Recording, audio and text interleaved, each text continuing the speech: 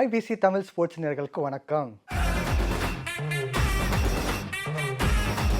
Matches இப்போ ஒரு எல்லாம் தெளிவாக இருக்குது. அதாவது இப்போ என்ன ரேங்கிங்கில் யார் இருக்காங்க, அதே போல் குவாலிஃபயர்ஸ்க்கு யார் போகிறாங்க, எல்லாமே கிட்டத்தட்ட டிசைட் ஆகுது. ஆனால் ஒரு டீம் மட்டும் கடைசி ரேங்க்கில் இன்னும் போராட்டம் இருக்குன்னு சொல்லிக்கலாம். இன்னும் ஒரு ஹோப்ஸ், லாஸ்ட் ஹோப்ஸ் இன்னும் இருக்குன்னு சொல்லிக்கலாம்.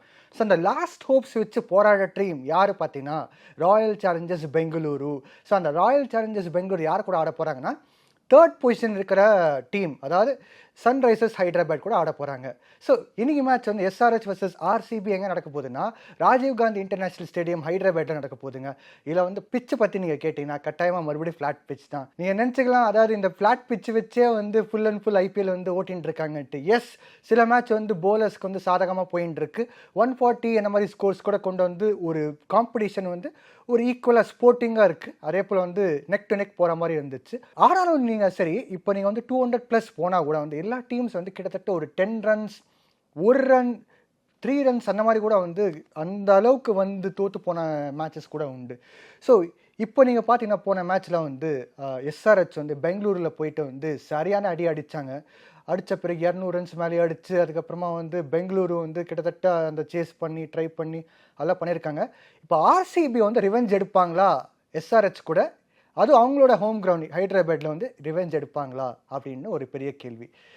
கண்டிப்பாக வாய்ப்பு இருக்குங்க. அதாவது இந்த கிரிக்கெட் அப்படின்னு ஒரு சொல்கிற ஸ்போர்ட்லேயே பார்த்தீங்கன்னா எதுவுமே நடக்காது சொல்கிறது எதுவுமே இல்லை. ஸோ எது வேணால் நடக்கலாம், எப்படி வேணால் நடக்கலாம்.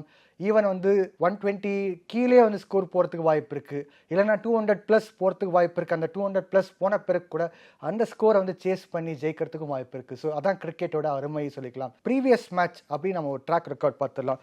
எஸ்ஆர்ஹெச் பார்த்தீங்கன்னா டிசி கூட 67 ரன்ஸில் ஜெயிச்சிருக்காங்க, வித்தியாசத்தில் ஜெயிச்சிருக்காங்க. அது எங்கன்னா ஃபிரோஸ் ஷா கோட்லா டெல்லியில் ஜெயிச்சிருக்காங்க. ஸோ இதில் பார்த்தீங்கன்னா எஸ்ஆர்ஹெச் ஃபஸ்ட்டு பேட்டிங் பண்ணி 266 ரன்ஸ் அடித்து 7 விக்கெட் இழந்துட்டாங்க சொல்லிக்கலாம். அதுக்கு பிறகு டிசி சேசிங் பண்ணுறதுக்கு 199 ஆல் அவுட் ஆயிட்டாங்க. ஸோ இதில் பார்த்தீங்கன்னா எஸ்ஆர்ஹெச்சோட பேட்டிங் பார்த்தீங்கன்னா பயங்கரமாக இருந்துச்சு. ட்ரேவிஸ் ஹெட்லாம் பயங்கரமாக பேட்டிங் ஆடிருந்தாங்க சொல்லிக்கலாம். அதுக்கு பிறகு போலிங் வந்த பிறகு நட்ராஜனோட போலிங் நம்ம கண்டிப்பாக மறக்கக்கூடாது. ஸோ அவரோட போலிங் கான்ட்ரிபியூஷன் பார்த்தீங்கன்னா பெரிய அளவுக்கு இருந்துச்சு. 4 விக்கெட் எடுத்து அதில் பார்த்தீங்கன்னா 19 ரன் தான் கொடுத்துருந்தார். ஸோ பயங்கரமான ஒரு போலிங் சொல்லிக்கலாம். அடுத்து நீங்கள் பார்க்கும்போது ஆர்சிபி இந்த பக்கம் போன மேட்ச்சில் எப்படி பர்ஃபார்ம் பண்ணாங்க பார்த்துக்கலாம். ஆர்சிபி பார்த்தீங்கன்னா ஒரே ஒரு ரன் தோல்வியை சந்திச்சிருக்காங்க. இதில் பார்த்தீங்கன்னா க்ளோஸ் மேட்ச்சு, கிட்டத்தட்ட அவங்க ஜெயிக்கிற மேட்ச் தான் இருந்துச்சு. ஆனால் லக் இல்லாமல் போனனால பார்த்தீங்கன்னா ஆர்சிபிக்கு ஒரு பெரிய தலைவலி சொல்லிக்கலாம். ஏன்னா பார்த்தீங்கன்னா தொடர்ந்து தோற்று போகிறாங்க பார்த்தீங்களா. இது அவங்களுக்கு டீமோட மொராலே அடி வாங்கியிருக்குன்னு சொல்லிக்கலாம். ஆர்சிபி பார்த்தீங்கன்னா போன மேட்ச்சில் சேசிங் பண்ணியிருந்தாங்க. இது யார் கூட ஆடிருந்தாங்க, கேகேஆர் கூட ஆடிருந்தாங்க, ஈடன் கார்டன்ஸ் கொல்கத்தாவில். நான் ஏற்கனவே சொன்னேன் பார்த்தீங்களா, ஈடன் கார்டன்ஸ் கொல்கத்தாவில் ஃப்ளாட் விக்கெட் தான் இருக்க போகுதுன்ட்டு. அதில் பார்த்தீங்கன்னா ஃபஸ்ட்டு கொல்கத்தா, அதாவது கேகேஆர் பேட்டிங் எடுத்து அதில் 222 ரன் அடித்து 6 விக்கெட் அழிச்சிட்டாங்க. ஸோ இதை சேஸ் பண்ணி 221 ரன் வரைக்கும் ஆர்சிபி போயிட்டு ஆனால் ஆல் அவுட் ஆயிட்டாங்க. ஸோ ஒரே ஒரு ரன்னோட தோல்வியை சந்திச்சிருக்காங்க. ஸோ அது பேட் லக் சொல்லிக்கலாம் ஆர்சிபிக்கு. எஸ், சில ஃபேக்டர்ஸ் இம்ப்ரூவ் பண்ணி ஆனோம். சில பிளேயர்ஸ் எதுக்கு எடுக்கிறாங்க தெரியாமல் போச்சு. இப்போ ஃபர்ஸ்ட் ஹாஃபில் பார்த்தீங்கன்னா அல்சாரி ஜோசப் சரியாக போலிங் போடல, ஆனாலும் அவரை மறுபடியும் எடுத்திருந்தாங்க. அதே போல் மேக்ஸ்வெல்க்கு நிறைய வாய்ப்பு கொடுத்துருந்தாங்க. இந்த பக்கம் நீங்கள் பார்க்கும்போது ஃபேஃப் டு பிளேசி கேப்டன்சிலேருந்து இறங்க மாட்டேன்றாரு, அப்படியே அவர் நின்றுட்டு ஆடிட்டு இருக்காரு. மேபி விராட் கோலி கொடுத்துருக்கலாம், இல்லை விராட் கோலிக்கு விருப்பம் இல்லை கேப்டன்சி பண்ணுறதுக்கு அப்படின்னு பார்த்தீங்கன்னா தினேஷ் கார்த்திக் கொடுத்துருக்கலாம். தினேஷ் கார்த்திக் ஏற்கனவே கேப்டன்சி கேகேஆருக்கு பண்ணியிருக்காரு, சரியான கேப்டன்சி பண்ணியிருந்தார். அதே போல் தமிழ்நாடு டீமுக்கு பார்த்தீங்கன்னா ஒரு நல்ல கேப்டனாக இருந்தார். அதாவது பிளேயர்ஸ்க்கு என்ன தேவையோ அந்த மாதிரி ஒரு பண்ணி கொடுப்பார். ஸோ மேனேஜ்மெண்ட் ஸ்கில்ஸ் பார்த்தீங்கன்னா தினேஷ் கார்த்திக் சரியான ஸ்கில்ஸ் அவருக்கு. ஸோ மேபி அவர் இந்த வாய்ப்பை எடுத்துக்கிட்டு பெரிய அளவுக்கு மாற்றம் கொண்டு வந்திருக்கலாம். பட் ஃபேஃப் டு பிளேசி தொடர்ந்து கண்டினியூ பண்ணுறதுனால ஒரு பெரிய டிஸ்அட்வான்டேஜ் சொல்லிக்கலாம் ஆர்சிபிக்கு. வில் ஜாக்ஸ் பார்த்தீங்கன்னா முதல் மேட்ச்சில் பெரிய அளவுக்கு கிளிக் ஆகலை. பட் செகண்ட் மேட்ச் பார்த்தீங்கன்னா அவரோட இந்த சீசனில் ஓரளவுக்கு நல்ல கான்ட்ரிபியூஷன் பண்ணியிருந்தார், ஹாஃப் செஞ்சுரி அடிச்சிருந்தார். ஸோ போன மேட்ச் நீங்கள் பார்த்தீங்கன்னா இந்த அளவுக்கு சேஸ் பண்ணாங்கன்னா கண்டிப்பாக வில் ஜாக்ஸோட கான்ட்ரிபியூஷன் கூட இருந்துச்சு. பட் ஓவரால் பார்க்கும்போது ஆர்சிபிக்கு பார்த்தீங்கன்னா ஆல்ரவுண்டர்ஸ் கேமரான் கிரீன் அதே போல் கிளென் மேக்ஸ்வெல் நம்ம ரெண்டு பேர் பற்றி நம்ம பேசியிருந்தோம். அதில் பார்த்தீங்கன்னா மேக்ஸ்வெல் வந்து சுத்தமாக பேட்டிங்கில் ஃபெயில். அதே போல் வந்து பார்த்தீங்கன்னா கேமரான் கிரீன் வந்து ஒரு சின்ன சின்ன கான்ட்ரிபியூஷன் தான் கொடுத்தாரு. 19 ரன் 18 ரன் தான், அதுக்கு மேலே வந்து பெரிய அளவுக்கு கான்ட்ரிபியூஷன் இல்லை.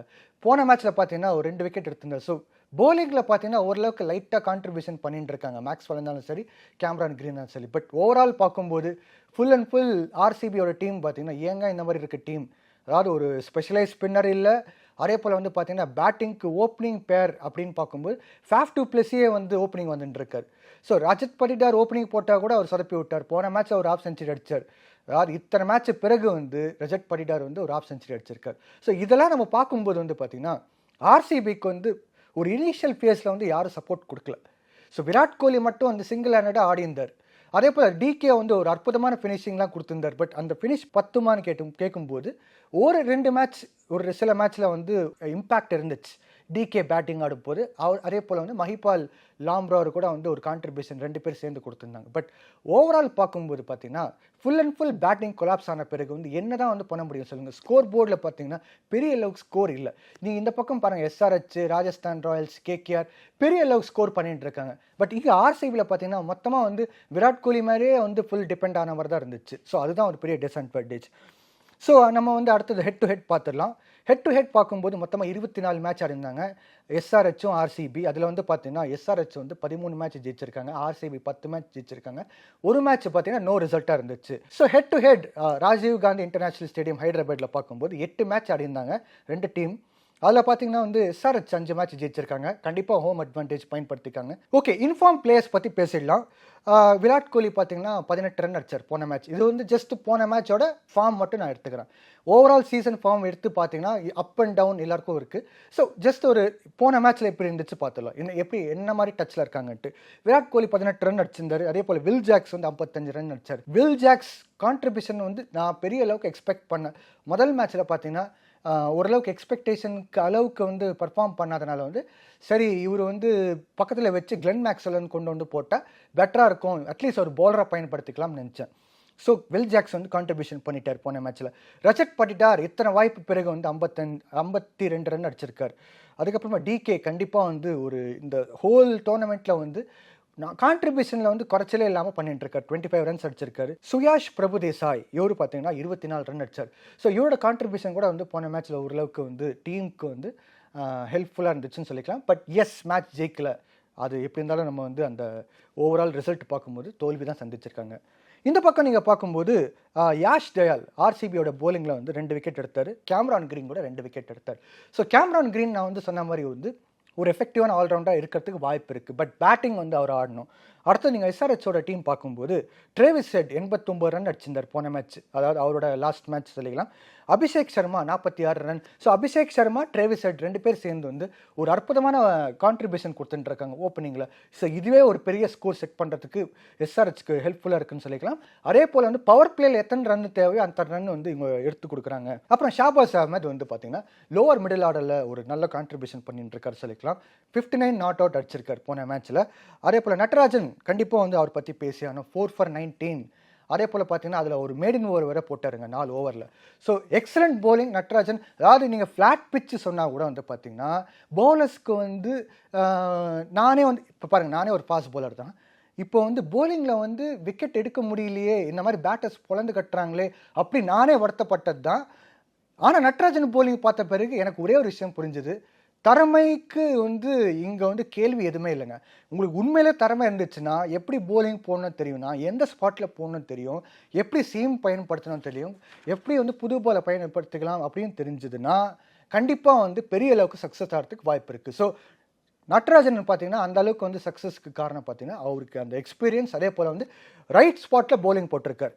ஓகே, இப்போ வந்து நம்ம வந்து மயங்க் மார்க்கண்டே கூட வந்து பார்த்தீங்கன்னா ஸ்பின்னர், அவர் வந்து பார்த்தீங்கன்னா 2 for 26 ஒரு நல்ல ஒரு போலிங் போட்டிருந்தார் போன மேட்ச்சில் எஸ்ஆர்ஹெச்க்கு. அவங்களுக்கு ஸ்பெஷலைஸ் ஸ்பின்னர் இல்லைனா கூட எஸ்ஆர்ஹெச்க்கு இந்த மாதிரி ஒரு புது ஸ்பின்னர்ஸ்லாம் வந்து வளர்ந்து வந்துட்டு இருக்காங்க. ஸோ அது ஒரு பெரிய ப்ளஸ் பாயிண்ட்ஸ் இருக்கலாம் எஸ்ஆர்ஹெச்க்கு. Last but not the least Nitish Kumar Reddy 2 for 17 அப்படின்னு ஒரு ஃபிகரோட போலிங் ஃபிகரோட இருக்கார். அவர் பார்த்தீங்கன்னா பேட்டிங்லேயும் நல்ல கான்ட்ரிபியூஷன் பண்ணிட்டு இருக்காரு இந்த சீசனில், போலிங்கில் கூட சூப்பராக வந்து கான்ட்ரிபியூஷன் பண்ணிட்டு இருக்காரு. ஸோ எஸ்ஆர்ஹெச்க்கு வந்து ஒரு ஆல்ரவுண்டர் அப்படின்னு சொல்லும்போது பார்த்தீங்கன்னா இந்தியன் ஆல்ரவுண்டர் கிடைச்சா, அதாவது இப்போ ஃபாரின் பிளேயர் வச்சு நீங்கள் எக்ஸ்ட்ரா ஒரு பேட்டர் எடுத்துக்கலாம். இப்போ Aiden Markram, Heinrich Klaasen, Travis Head, Pat Cummins இப்படி நீங்கள் வச்சா கூட வந்து ஒரு ஆல்ரவுண்டர் தேவை அவசியமே இல்லைங்க ஃபாரின் பிளேயர்லேருந்து. இப்போ முதல்ல நம்ம பார்க்கும்போது ஒரு எக்ஸ்ட்ரா ஆல்ரவுண்டர் கிளென் பிலிப்ஸ் வச்சா பெட்டராக இருக்கும்னு தோணிச்சு. இன்னைக்கு வந்து பார்த்தீங்கன்னா மயங்க் மார்க்கண்டே ஸ்பின்னராக வந்து நல்லா போலிங் போட்டுருக்காரு. இந்த பக்கம் ஆல்ரவுண்டராக வந்து நிதிஷ்குமார் ரெட்டி வந்து பண்ணிட்டு இருக்காரு. ஸோ இங்கே எஸ்ஆர்ஹெச்க்கு வந்து 2 ஸ்லாட்ஸ் வந்து கவர் ஆன மாதிரி இந்தியன் பிளேயர்ஸோட. ஓகே, டீம்ஸ் எப்படி இருக்குன்னு பார்த்தோம்னா எஸ்ஆர்ஹெச்ல ட்ரேவிஸ் ஹெட், அபிஷேக் சர்மா கண்டிப்பாக ஓப்பனிங் பேர் நல்லா தான் போயிட்டு இருக்கு. இதில் எதுவும் மாற்றம் கொண்டு வரக்கூடாது. ஏட்ரியன் மார்க்ரன் அப்புறம் வந்து என்ரிக் கிளாசன், இந்த 2 நெக்ஸ்ட் பார்த்தீங்கன்னா சூப்பராக அமைஞ்சிருக்குன்னு சொல்லிக்கலாம். எஸ், சில டைமில் வந்து பார்த்தீங்கன்னா நினச்ச அளவுக்கு கான்ட்ரிபியூஷன் இல்லை, பட் கண்டிப்பாக வந்து பார்த்தீங்கன்னா அங்கே யாராவது ஒருத்தர் பேக்கப் பண்ணிக்கிறாங்க பார்த்தீங்களா, அது பெரிய விஷயம் சொல்லிக்கலாம். அடுத்தது பார்த்தீங்கன்னா நிதிஷ்குமார் ரெட்டி, இவர் வந்து பார்த்தீங்கன்னா பேட்டிங்லேயும் வந்து நல்லா பண்ணிட்டு இருக்காரு. தேவையான டைமில் பேட்டிங் நல்லா ஆடிட்டு இருக்காரு கான்ட்ரிபியூஷன் வைஸ். அதே போல் போலிங்கில் கூட வந்து 1-2 விக்கெட் எடுத்துறாரு சொல்லிக்கலாம். ஷாபாஸ் அஹமத் ஸ்பின் போலிங் போடுற ஆல்ரவுண்டர், அதே போல் அவர் நல்ல கான்ட்ரிபியூஷன் போன மேட்ச்லேயே பண்ணியிருக்காரு. ஓவரால் இந்த சீசனில் பார்த்தீங்கன்னா ஒரு டீசெண்டான பர்ஃபார்மன்ஸ் பண்ணியிருக்காரு. அவருக்கு அடுத்தது பார்த்தீங்கன்னா அப்துல் சமாத். கண்டிப்பாக வந்து பார்த்தீங்கன்னா எங்கே அவர் கான்ட்ரிபியூஷன் தேவை, எங்கே ஹார்ட் ஹிட்டிங் தேவையோ அங்கேயும் அவர் ஸ்கோர் பண்ணியிருக்காரு. ஸோ அப்துல் சமாத், ஷாபாஸ் அஹமதோட கான்ட்ரிபியூஷன் நம்ம மறக்கவே கூடாதுங்க எஸ்ஆர்ஹெச்க்கு. அடுத்து நீங்கள் பார்த்தீங்கன்னா Pat Cummins captain, excellent bowling, runs வந்து ஈஸியாக கொடுக்க மாட்டேன்றாரு, ஸ்ட்ராட்டஜி நல்லா இருக்குது, டீம் நல்லா அமைஞ்சிருக்கு, அவருக்கு மேன் மேனேஜ்மெண்ட் ஸ்கில்ஸும் வந்து கரெக்டாக பண்ணிட்டு இருக்காரு. ஸோ கண்டிப்பாக வந்து பார்த்தீங்கன்னா அவர் ஒரு கேப்டன் தான் வந்து மார்ச்சிங் வித் சக்ஸஸ் அப்படின்னு சொல்லிக்கலாம். அடுத்தது பார்த்தீங்கன்னா வாஷிங்டன் சுந்தர் போன மேட்ச்சில் எடுத்தாங்க. எஸ், பிச்சில் லைட்டாக ஸ்பின் இருக்கிற மாதிரி இருந்துச்சு பார்த்தீங்கன்னா கண்டிப்பாக வந்து வாஷிங்டன் சுந்தர் எடுத்துக்கலாம். இல்லைனா ஜெயதேவ் உன்னட்கட் கூட எடுத்துக்கலாம். நல்லா தான் போலிங் போட்டுட்டு இருக்காரு இப்போ சமீபத்தில். ஸோ ஜெயதேவ் உன்னட்கட் கூட எடுத்துக்கலாம். புவனேஸ்வர் குமார் எக்ஸ்பீரியன்ஸ் கேம்பெயினர், ஹைதராபாத்தில் பார்த்தீங்கன்னா நிறைய விக்கெட்ஸ் எடுத்தாருங்க, கிட்டத்தட்ட 50+ விக்கெட்ஸ் எடுத்திருக்காரு. ஸோ அவருக்கு வந்து அந்த பிச்சில் எப்படி போலிங் போடணும்னு தெரியும். பட் இந்த சீசனில் பார்த்தீங்கன்னா ஃபுல் அண்ட் ஃபுல் ஃப்ளாட்டாக இருக்கிறனால வந்து அவருக்கு ஒரு பெரிய சேலஞ்ச் தான் சொல்லிக்கலாம். அடுத்தது வந்து நட்ராஜன் கண்டிப்பாக வந்து அற்புதமான போலிங் போட்டிருக்காரு. இவரோட கான்ட்ரிபியூஷன் நான் மறக்கவே மாட்டேன், ஃபேன்ஸும் மறக்க மாட்டாங்கன்னு நினைக்கிறேன். அடுத்தது பார்த்தீங்கன்னா மயங்க் மார்க்கண்டே சம போலிங் போட்டுட்டு இருக்காரு இந்த சீசன் சொல்லிக்கலாம். அடுத்தது பார்த்தீங்கன்னா ஆர்சிபி டீம் எப்படி இருக்குன்னு பார்த்துடலாம். விராட் கோலி இவர் வந்து பார்த்தீங்கன்னா ஃபஸ்ட்டு ஒரு 6 மேட்சஸ் வரைக்கும் பார்த்தீங்கன்னா நல்ல கான்ட்ரிபியூஷன் பண்ணியிருந்தார், ஒரு செஞ்சுரி வேறு அடிச்சிருந்தார், சிங்கிள் ஹேண்டடாக ஃபைட் பண்ணியிருக்காரு. அவருக்கு வந்து ஒரு பார்ட்னர் அமையாமல் போனது வந்து பெரிய ஒரு தலைவலி சொல்லிக்கலாம். ஸோ ஆர்சிபியோட பேட்டிங் பார்த்தீங்கன்னா வீக்னஸ்ஸு, இப்போ வந்து ஃபேஃப் டு பிளஸி ஓப்பனிங் போனார், திடீர்னு வந்து பார்த்தீங்கன்னா வில் ஜாக்ஸ் ஓப்பனிங் வந்தார், திடீர்னு பார்த்தீங்கன்னா ரஜத் படிடார் போனார், அப்படி மாற்றி மாற்றி போட்டிருந்தாங்க பார்த்தீங்களா. இப்படி எப்படி செட் ஆகும் சொல்லுங்கள்? ஒரு சீசன் வந்து கிட்டத்தட்ட முடியுது, பாதி மேலே முடிஞ்சிச்சு. இப்போ பார்த்தீங்கன்னா இதுலேயும் வந்து பார்த்தீங்கன்னா நீங்கள் மாற்றினே இருந்தீங்கன்னா எப்படி செட் ஆகும்? கிட்டத்தட்ட ஆர்சிபி வந்து இந்த சீசன்லேருந்து அவுட்டு, பட் வந்து ஏதோ சில கேல்குலேஷன்ஸில் பார்க்கும்போது லாஸ்ட் சான்ஸ் இருக்குன்னு அப்படின்னு வந்து தெரிய வருது. அப்பயும் வந்து நீங்கள் வந்து தேவையான பர்ஃபார்மன்ஸ் ரன் ரேட்டில் ஒரு எக்ஸலண்ட் ரன் ரேட்டாக இருக்கணும். 250+, 260, 270 மாதிரி அடிச்சு எஸ்ஆர்ஹெச்சை வந்து ரொம்ப லோ ஸ்கோர்லேயே வந்து ஆல் அவுட் பண்ணுற மாதிரி பார்க்கணும். தொடர்ந்து இந்த மாதிரி பர்ஃபார்மன்ஸ் பண்ணி அதே போல் அவங்க ஆப்போனன்ட்ஸ் கூட வந்து பார்த்திங்கன்னா அந்த கடைசி ரேங்கிங்கில் இருக்கிற டேபிள் பிபிகேஎஸோ இல்லை ஜிடிஓ இல்லை வந்து எல்எஸ்ஜிஓ இந்த மாதிரி டீம்ஸ்லாம் நீங்கள் டிசி இந்த மாதிரி டீம்ஸ்லாம் நீங்கள் பார்க்கும்போது அவங்களும் வந்து தோல்வியை சந்திச்சுக்கிட்டு இவங்க வந்து பெரிய அளவுக்கு ரன் ரேட்டில் போனால் மேபி ஜெயிக்கிறதுக்கு வாய்ப்பு இருக்கலாம், டாப் 4ல் போகிறதுக்கு வாய்ப்பு இருக்கலாம். பட் ஸ்டில் அது வந்து ஒரு ரீசனபிளாக இன்னும் இல்லை அப்படின்னு சொல்ல வரேன். ஃபேஃப் டு பிளஸி இன்னும் ஒரு கேப்டனாக வந்து கண்டினியூ பண்ணிட்டுருக்காரு. ஸோ மேபி ஓப்பனிங் போகலாம், இல்லை 1 down கூட போகலாம். அடுத்தது வந்து வில் ஜாக்ஸ் இவர் வச்சு மறுபடியும் கண்டினியூ பண்ணுற மாதிரி இருக்கும். ஏன்னா வந்து போன மேட்ச் ஆஃப் செஞ்சுரி அடித்த பிறகு இவர் வந்து ட்ராப் பண்ண மாட்டாங்க. ரஜத் படிடார் கூட சேம் சிச்சுவேஷன் தான், போன மேட்ச் ஆஃப் செஞ்சுரி அடித்த பிறகு ட்ராப் பண்ண மாட்டாங்க. கேமரான் கிரீன் கண்டிப்பாக வந்து 2 விக்கெட்ஸ் வேறு எடுத்திருந்தார் போன மேட்ச்சில். ஸோ அதே டீம் தான் இருக்க போது கிட்டத்தட்ட டாப் ஆர்டரில். சுயாஷ் பிரபுதேசாய் கூட வந்து பார்த்தீங்கன்னா ஓரளவுக்கு பேட்டிங் கான்ட்ரிபியூஷன் பண்ணியிருக்காரு. இங்கே பார்த்தீங்கன்னா மஹிபால் லாம்ரார், தினேஷ் கார்த்திக் இவங்க 2 பேரும் வந்து ஒரு நல்ல ஃபினிஷ் கொடுக்குறனால கண்டிப்பாக அவங்க கண்டினியூ பண்ணுறதுக்கு வாய்ப்பு இருக்குது. எங்கள் கேள்வி பார்த்தீங்கன்னா கரண் சர்மா போன மேட்ச்சில் பார்த்தீங்கன்னா 4 ஓவர் போட்டு 33 ரன் தான் கொடுத்தாரு. ஸோ ரன் ரேட் வைஸ் பார்த்தீங்கன்னா நல்லா தான் இருந்துச்சு, டீசெண்டாக தான் இருந்துச்சு. ஒருவேளை கரண் சர்மா எடுக்க விரும்பலன்னு இருக்கும்போது மயங்க் டகர் எடுக்கிறதுக்கு வாய்ப்பு இருக்குது, ஒரு ஸ்பின்னராக எடுக்கணும்னா. மயங்க் டகர் கூட இந்த சீசனில் பார்த்தீங்கன்னா நல்ல போலிங் போட்டார், பட் லக் இல்லாமனால வந்து பெரிய அளவுக்கு வந்து விக்கெட்ஸ் எடுக்க முடியலன்னு சொல்லிக்கலாம். பட் வந்து கரண் சர்மா போன மேட்ச் நல்லா போட்டனால மேபி அவரை வச்சு கண்டினியூ பண்ணலாம், இல்லைனா வந்து மயங்க் டகர் போகலாம். முகமது சிராஜ் கண்டிப்பாக அவரோட ஹோம் கிரவுண்ட் ஹைதராபாத். ஸோ அவர் வந்து இந்த மேட்ச்சில் இருக்கிற மாதிரி தான் இருக்கும் கிட்டத்தட்ட. அப்புறம் வந்து லாக்கி ஃபர்கியூசன் ஃபர்ஸ்ட் ஹாஃபில் எடுக்கவே இல்லை. எனக்கே ஆச்சரியமாக இருந்துச்சு எதுக்கு எடுக்கலன்ட்டு. ஸோ இந்த மேட்ச்சில் எடுக்கிறதுக்கு வாய்ப்பு இருக்குது அதிகபட்சத்தில்.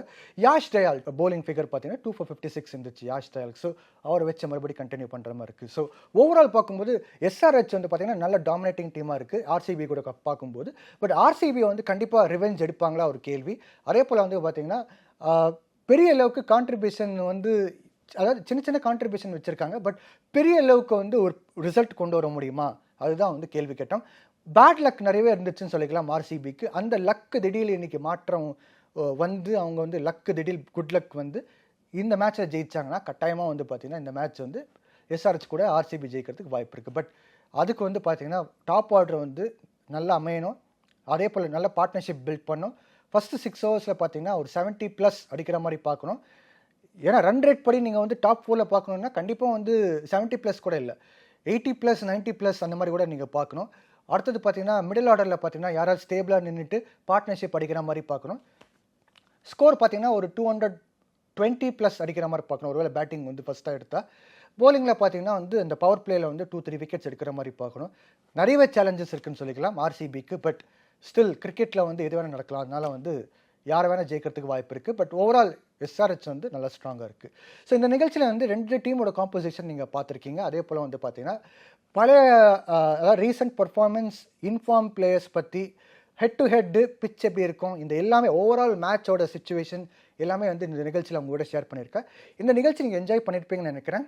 அதே போல் வந்து அடுத்த நிகழ்ச்சியில் வந்து நிறைய விஷயங்கள் வந்து உங்கள் ப்ரிவ்யூ ஷோவில் கொண்டு வந்து உங்களுக்கெல்லாம் வந்து சில விஷயங்கள் இன்ட்ரெஸ்டிங்கான ஃபேக்ட்ஸ்லாம் ஷேர் பண்ணுறேன். அது வரைக்கும் உங்கள் விஜய். நன்றி, வணக்கம்.